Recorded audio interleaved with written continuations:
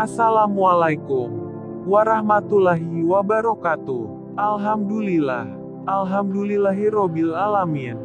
Wabihi inastain wa ala umuri dunya wadin. Wassalatu wassalamu ala asrofil anbiya'i wal mursalin. Wa ala alihi wa sobihi ajmain amma ba'du. Pada kesempatan malam yang berbahagia ini, Kacung Bagus Arya Anom akan mengetengahkan sebuah cerita yang berjudul Riwayat Perjalanan Raden Rahmat. Riwayat Perjalanan Raden Rahmat. Dalam episode Penyebaran Agama Islam di Ampel, Gading. Sebelum melihat dan menyaksikan, jangan lupa untuk like, share, dan komen. Juga subscribe-nya dan ikuti terus gabung. Tetap di channel KBAA Channel Official. Supaya Anda mengetahui tentang sejarah-sejarah baru yang Kacung Bagus Arya Anom ceritakan buat Anda.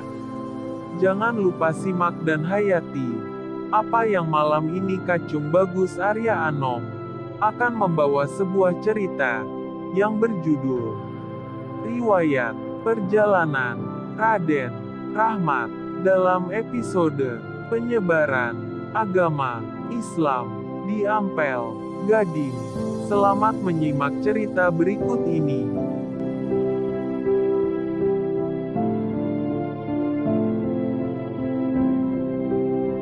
Dengan menyebut nama Allah yang Maha Pengasih dan Penyayang, perkenankanlah kami menceritakan sejarah Ampel Denta.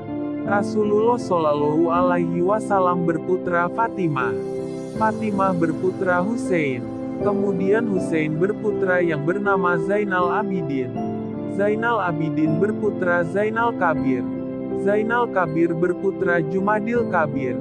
Jumadila Kabir kemudian berputra Samsul Tamres atau Wikum Mustaqim, yang kemudian menikah dengan seorang putri dari Cempa yang bernama Rara Sujinah.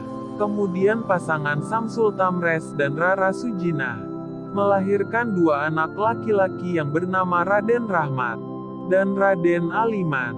Tidak lama kemudian Raja Cempa meninggal dunia dan digantikan oleh putranya yang bernama Soklim menjadi Raja Cempa. Adiknya yang bernama Galib Hurairah yang selalu dengan Raden Rahmat bersama-sama selamanya di kemudian hari. Mereka bertiga mendatangi Pulau Jawa untuk menemui uwaknya yang menjadi permaisuri Raja Majapahit. Permaisuri Raja Majapahit itu adik dari Rara Sujinah, yang bernama Indrawati Kamulyan, Raden Aliman, Raden Rahmat dan Gaib Hurairah. Ternyata diterima baik oleh Raja Majapahit, sehingga mereka bertiga berdiam lama di kerajaan Majapahit. Setelah mereka bertiga berdiam lama di Majapahit, akhirnya mengetahui bahwa Raja Majapahit masih memeluk agama Buddha. Setelah mengetahui keadaan ini, maka mereka bertiga menghadap kepada Raja Majapahit untuk menyampaikan agama Islam dan agar Raja Majapahit mau dengan sukarela untuk memeluk agama Islam. Mendengar ajakan itu, Raja Majapahit menolak untuk memeluk agama Islam. Dan sang raja masih kuat memegang agama Buddha. Kemudian sang raja berkata, "Janganlah kamu salah dalam bertindak terhadap orang tua yang sangat baik sekali ini, agar kalian menjadi besar dan berkembang di Majapahit ini.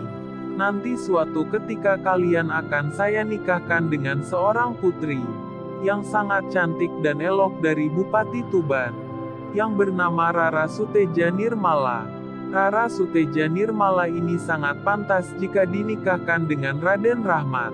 Dan karena Raden Rahmat sangat pantas jika menjadi menantu Arya Tuban."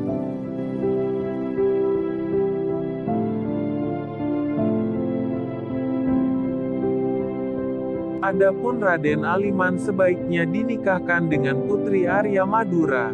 Dan adapun Raden Galib Hurairah tampaknya sangatlah pantas jika menjadi menantu di Arya Beringin, yang bernama Rara Mandila yang masih bersaudara dengan Rara Fatimah Rara Teja. Kalian bertiga saya perkenankan untuk mengajarkan agama Islam. Adapun Raden Rahmat sebaiknya mengajarkan agama Islam di Ampel Gading. Raden Aliman mengajarkan agama Islam di Surabaya. Dan adapun Raden Galip Hurairah sebaiknya mengajarkan agama Islam di Gresik. Kalian diperbolehkan mengajarkan agama Islam sesukanya dengan membimbing para santri dengan tuntunan yang kuat. Kalian janganlah mencampurkan antara agama dengan beragama. Ketiga putra Cempa itu menyetujui pendapat dan usulan dari Raja Majapahit. Raden Galip Hurairah kemudian berdiam di Gresik dan mendirikan pesantren. Raden Galip Hurairah memiliki seorang putri yang bernama Nyi Gedeng Tandawaru.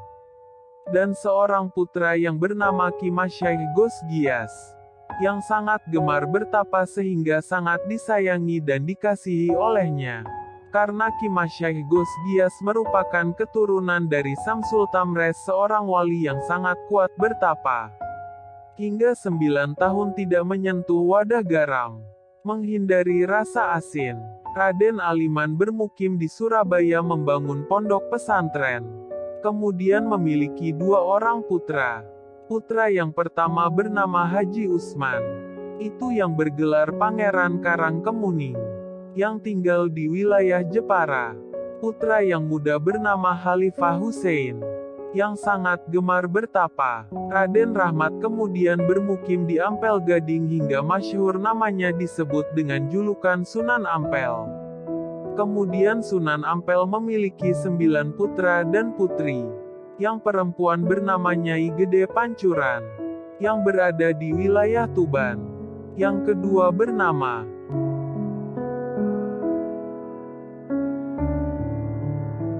Nyi Gedeng Wilis yang menikah dengan Khalifah Nuraga, putra dari Arya Pecat Tanda, yang masih kerabat dengan Rara Manila.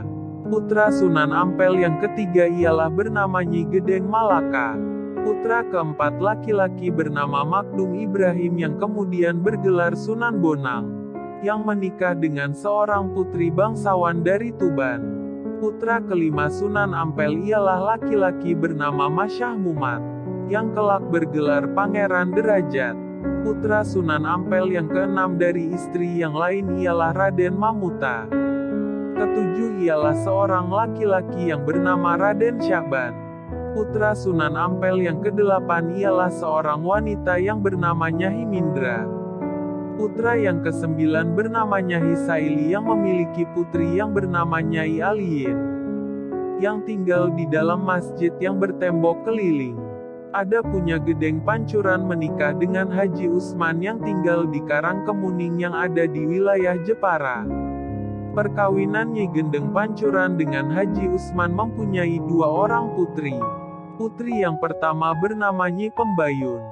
Dan putri yang kedua bernama Nyi Wuragil. Nyi Pembayun menikah dengan Haji Usman Tayun. Kemudian memiliki anak laki-laki yang bernama Sunan Undung. Nyi Wuragil yang menikah dengan seseorang yang bernama Makdum Sampang. Dan memiliki 3 orang anak yang salah satunya bernama Ki Makdum Langgar.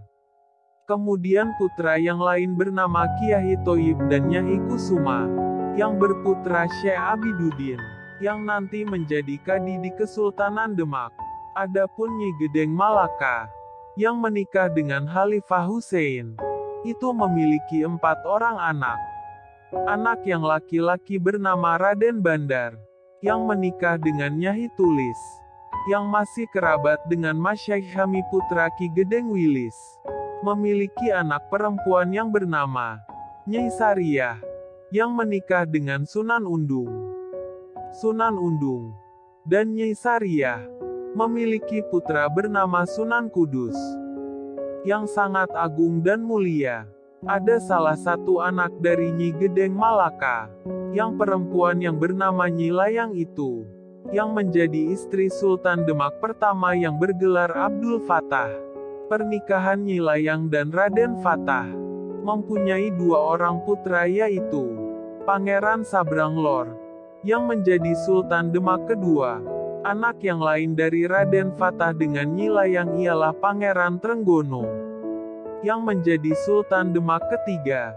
Begitulah keturunan orang-orang mulia yang bercampur dengan menikahkan anak-anaknya dengan kerajaan lain, terus bercampuran hingga zaman ke zaman, yang keturunan mencerminkan sebagai keturunan para wali.